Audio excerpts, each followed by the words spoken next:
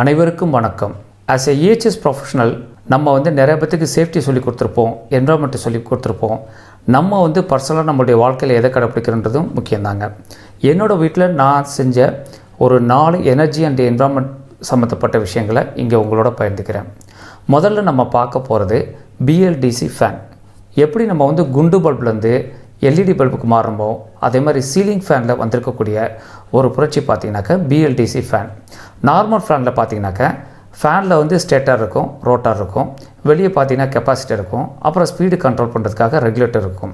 இந்த BLDC ஃபேனில் பார்த்திங்கன்னா கெப்பாசிட்டரும் கிடையாது, ரெகுலேட்டரும் கிடையாது. நம்ம ரொம்ப டெக்னிக்கலாக போவேன்னா இந்த BLDC ஃபேனில் இருக்கக்கூடிய 4 முக்கிய பயன்களை மட்டும் நம்ம பார்க்கலாம். நார்மல் ஃபேன் பார்த்திங்கன்னா 75 வாட்ஸ்லேருந்து 80 வாட்ஸ் வரைக்கும் எடுக்கும். இந்த BLDC ஃபேன் பார்த்திங்கனாக்கா வெறும் 28 வாட்ஸ் மட்டும்தான் எடுக்கும். அதனால் கரண்ட்டு பில்லு லாங் ரனில் நல்லாவே குறையுங்க. ரெண்டாவது பாயிண்ட் பார்த்திங்கனாக்கா சப்போஸ் கரண்ட்டு போயிடுச்சு, இன்வெர்ட்டர் பேட்டரியில் தான் ஃபேன் ஓடுதுன்னு வச்சுக்கோங்களேன், டக்குன்னு ஒரு சத்தம் கேட்கும், அப்புறம் ஃபேனோட ஸ்பீடு கம்மியாகும்.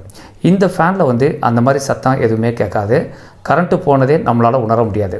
ரெண்டாவது இது 28 வாட்ஸ் மட்டும் எடுக்கிறதுனால இன்வெர்ட்டர் பேட்டரியில் நார்மல் ஃபேன் மாதிரி 3 மடங்கு நமக்கு கூடவே ஓடுங்க. மூன்றாவது பார்த்திங்கனாக்கா இந்த ஃபேனில் வேர் அண்ட் டேர் கிடையாது, தேய்மானம் கம்மி, அதனால் லைஃப் நல்லாவே இருக்கும். நாலாவது விஷயம் பார்த்திங்கனாக்கா இந்த ஃபேனில் ரிமோட் கண்ட்ரோலில் ரெகுலேட்டர் கொடுத்துருக்காங்க. அதனால் நம்ம ஒவ்வொரு தடவையும் போய் ரெகுலேட்டர் நம்ம மாற்றிட்டு இருக்க வேண்டிய அவசியம் கிடையாது. இதுதான் ரிமோட்டு.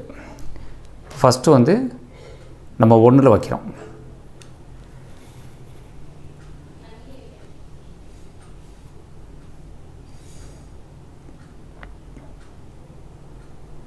இப்போ நம்ம நார்மல் ஃபேன் நம்ம யூஸ் பண்ணுறோம் அப்படின்னாக்கா 5லேருந்து நம்ம 4 கொண்டு வரலாம். அதுக்கு கீழே நீங்கள் கொண்டு வந்தீங்கன்னா 3, 2, 1 பெரிய டிஃப்ரென்ஸ் இருக்காது. ஆனால் இந்த ஃபேனை பொறுத்த வரைக்கும் நல்லாவே டிஃப்ரென்ஸ் இருக்கும். இப்போ நான் 2ல் வைக்கிறேன்.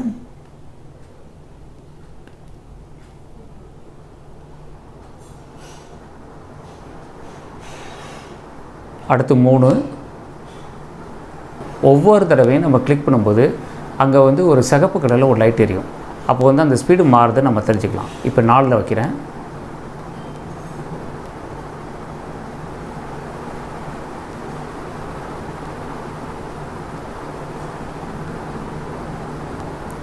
அடுத்து 5ல் வைக்கிறேன்.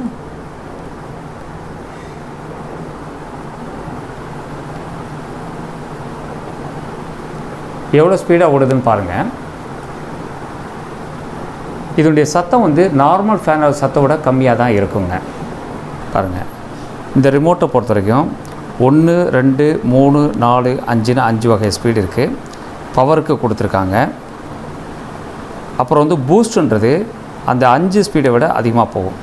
அதே மாதிரி ஒரு 2 ஹவர்ஸுக்கு அப்புறம் இந்த ஃபேன் ஆஃப் ஆகிறப்பில் நம்ம செட் பண்ணிக்கவும் முடியும். இது பாருங்கள், இப்போ நான் பூஸ்ட் வைக்கிறேன்.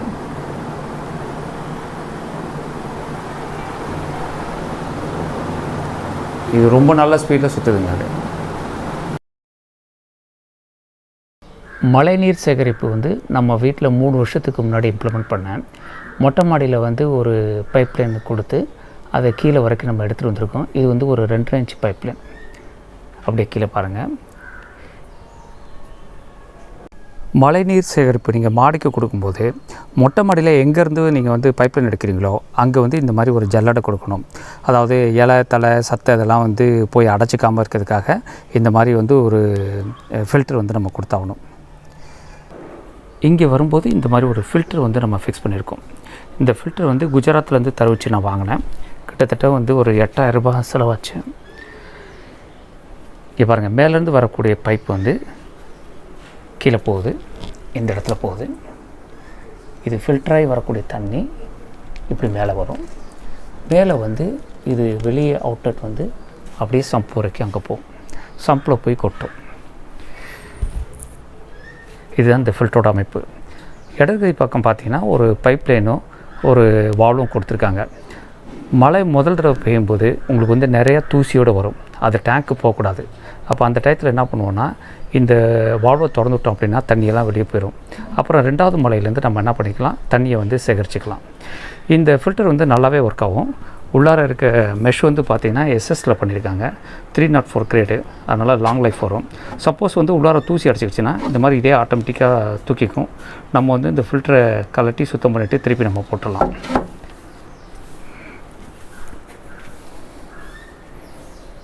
இது எல்லாமே தரையிலே பதிச்சிருக்கேன். ஒரு நல்ல மழை பெஞ்சிச்சு அப்படின்னாக்கா ஒரு அரை டேங்காவது தண்ணி ரொம்பிடும். இதில் நம்மளுடைய அட்வான்டேஜ் என்ன அப்படின்னாக்க, நம்மள்கிட்ட இருக்க போர் தண்ணியோட உப்புத்தன்மை அதிகமாக இருக்கும். டிடிஎஸ் வந்து 800லேருந்து 850 ppm வரைக்கும் இருக்கும். மழை தண்ணி பார்த்திங்கன்னா 100 ppmக்கு கீழே தான் இருக்கும். இது ரெண்டு கலக்கிறதுனால நமக்கு வந்து ஒரு 300 to 350 ppm தான் தண்ணி இருக்கும். நம்ம குடிக்கக்குள்ள வந்து ரொம்ப யூஸ்ஃபுல்லாகவே இருக்குங்க. வீட்டில் வந்து பார்த்திங்கனாக்கா அதிகமாக கரண்ட் எடுக்கக்கூடிய எலக்ட்ரிக்கல் எக்யூப்மெண்ட் பார்த்திங்கன்னா வாட்டர் ஹீட்டர் தான். 2000 வாட்ஸ் எடுக்கும். இப்போ வந்து பார்த்திங்கனாக்கா ஒரு வாட்டர் ஹீட்டர் வந்து 2 மணி நேரம் நீங்கள் யூஸ் பண்ணுறீங்க அப்படின்னாக்கா, டெய்லி 2 மணி நேரம் யூஸ் பண்ணுறீங்கனாக்கா 4000 வாட்ஸ் செலவாகும். அதாவது 4 யூனிட் செலவாகும். ஒரு மாதத்துக்கு பார்த்திங்கன்னா கிட்டத்தட்ட 240 யூனிட்ஸ் வரும். உங்களுடைய வீடு வந்து 500 வாட்ஸ் ஸ்லாபுக்கு மேலே போச்சு அப்படின்னாக்கா கரண்ட் செலவு எக்கச்சக்கமாகவே வரும். அதுக்காக தான் இந்த வாட்டர் ஹீட்டர் வந்து கிட்டத்தட்ட ஒரு 11 வருஷத்துக்கு முன்னாடி போட்டேன். 4 வருஷத்தில் வந்து இன்வெஸ்ட் பண்ண அமௌண்ட்லாம் ரிட்டர்ன் ஆகிடுச்சு. இது பார்த்திங்கனாக்கா ஒரு 5 பாத்ரூம்க்கு வந்து நான் கனெக்ஷன் கொடுத்துருந்தேன். அதனால் ரொம்பவே யூஸ்ஃபுல்லாக இருந்துச்சு. இப்போ ஒரு 3 மாதத்துக்கு மேலே என்னாச்சு அப்படின்னாக்கா கம்ப்ளீட்டாக வந்து கரோட ஆகி வீணாக போயிடுச்சு. அதனால் கண்டம் பண்ணிட்டது. கிட்டத்தட்ட ஒரு 11 வருஷம் உழைச்சிச்சு. நம்ம வீட்டில் இருக்க தண்ணி வந்து உப்பு தண்ணி, அது கூட ஒரு காரணமாக இருக்கலாம். இப்போ வந்து நல்ல டெக்னாலஜியில் டேங்க்லாம் வருது. அதை வாங்கி வச்சிட்டோம்னா மிகவும் பயனுள்ளதாக இருக்கும். இது வந்து நம்ம வீட்டில் இருக்க சோலார் பிளான்ட்டு 3 கிலோவாட்டுக்கு போட்டிருக்கேன். வீட்டில் இருக்க மின் சாதனங்கள் எல்லாம் இதில் தான் ரன் ஆகுது. இதை பற்றி ஒரு விரிவான வீடியோ வந்து பின்னாடி நான் உங்களுக்கு போடுறேன். இப்போ நான் காமிக்கிறது எங்கள் வீட்டில் இருக்க ஓவர்ஹெட் டேங்க்கோட ஓவர்ஃப்ளோ பைப்பு. அதாவது டேங்க் ரொம்பிடுச்சுன்னா தண்ணி மேலேருந்து அப்படியே கீழே விழும். கிட்டத்தட்ட வந்து ஒரு 20 வருஷமாக இந்த மாதிரி வந்து தண்ணி நம்ம கவனிக்காமல் விட்டோம்னா ரொம்ப நேரம் ஊற்றிட்டே இருக்கும். இந்த தகடு ஷீட்டு போட்டிருக்கிறது எல்லாமே டேமேஜ் ஆகி இழுத்து போயிடுச்சு. ஓவர்ஹெட் டேங்க்லேருந்து ஓவர்ஃப்ளோ பைப் மூலமாக தண்ணி கீழே விழாமல் இருக்கிறதுக்காக இந்த அரேஞ்ச்மெண்ட் நம்ம பண்ணியிருக்கோம். இது ஏன் சார் ரெடிமேடு மோட்டர்லாம் கிடைக்கிது அப்படின்னாக்க, அது வந்து ஒன்று காஸ்ட்லியாக இருக்கும். கிட்டத்தட்ட ஒரு 2500 3000 வரும். ரெண்டாவது மோட்டார் இருக்க இடம் ஒரு இடம், ஓவர்ஹெட் டேங்க் இருக்கிறது இன்னொரு இடம். இந்த வயரிங் லென்த்து பார்த்தீங்கன்னாவே ரொம்ப அதிகமாக வரும், பெரும் பொருட்செலவு பிடிக்கும். நான் என்ன பண்ணேன், இது வந்து ஒரு யூடியூப்பில் பார்த்து இது நம்மளே பண்ணது. கிட்டத்தட்ட ஒரு 300 350 தான் எனக்கு செலவாச்சு. இப்போ கிச்சனுக்கு நேர் மேலே வந்து பார்த்திங்கனாக்கா உங்களுக்கு வந்து வாட்டர் டேங்க் இருக்குது. அங்கேருந்து என்ன பண்ணுவோம், இந்த ஓவர்ஃப்ளோ பைப்பு வழியாக ஒரு வயரை கொடுத்து அதில் வந்து ஒரு ப்ளக் டாப்பை கொடுத்துருப்போம். அந்த ஓவர்ஃப்ளோ பைப்பில் பார்த்திங்கன்னா ஒரு வயர் ஒன்று எடுத்துருப்போம். அதுதான் இங்கேருந்து கிச்சனுக்கு நமக்கு போகுதுங்க. தண்ணி மேலே வந்தோன்னே என்ன ஆகும் அப்படின்னாக்க, அந்த ப்ளக் டாப் வந்து 2 பாயிண்ட்டையும் வந்து டச் ஆனோன்னே சர்க்யூட் வந்து பூர்த்தி ஆயிரும். உடனே நாவும் இந்த மாதிரி வந்து அலாரம் நமக்கு அடிக்கும்.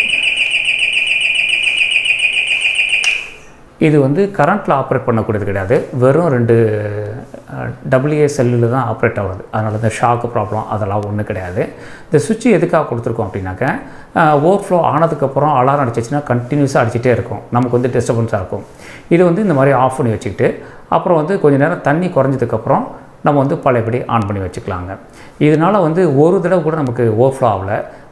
ஷீட்டு வந்து பாதுகாக்கப்பட்டது.